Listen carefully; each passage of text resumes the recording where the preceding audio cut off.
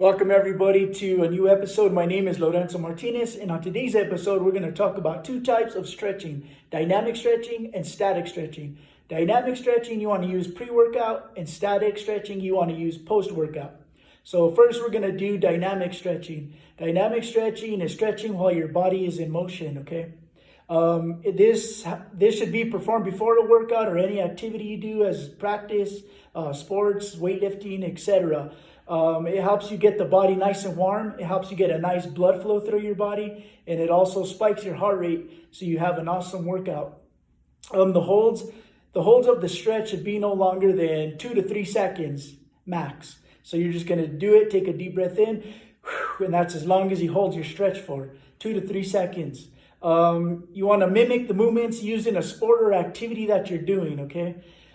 This should be performed before your workout or practice to increase circulation. It also helps your range in motion, and number one key, it helps prevent injury. That's what we're really focusing on.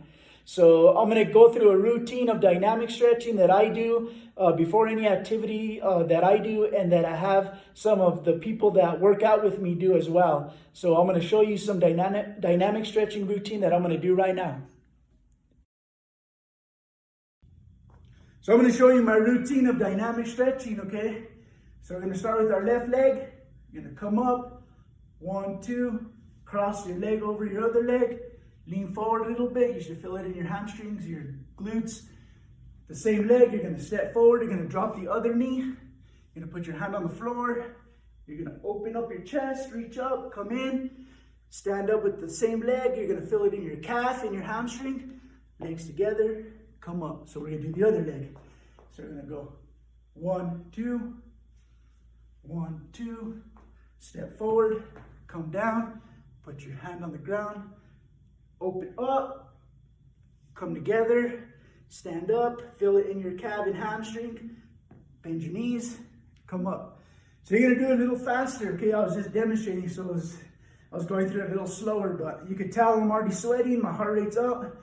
And you could do this no more than 2 minutes. So that's my dynamic stretching routine. So now we're going to talk about static stretching. Static stretching should be performed after a workout. It helps relieve stress, lowers your heart rate, and most of all, it improves your recovery time. So your muscles recover faster and don't stay as sore. So it's very important to do static stretching after a workout. Static stretching, the holds are longer.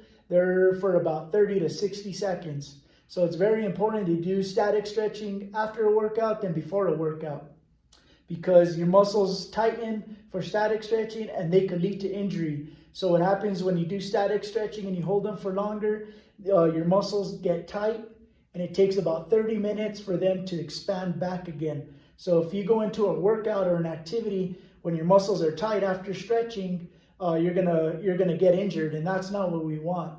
So when you do static stretching, you're gonna hold for about 30 to 60 seconds, and you're just gonna stay in one spot. So you'll hold that for 30 to 60 seconds, and then you'll do the other side, 30 to 60 seconds. So that's it on static stretching.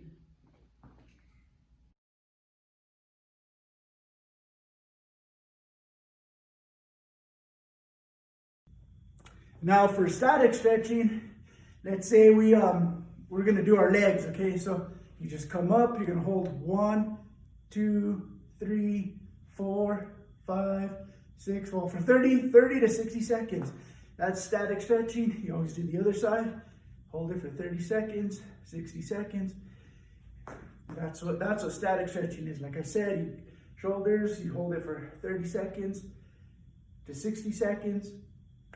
So static stretches are for after your workout. It helps you cool down, helps you get your heart rate down, and that's static stretching.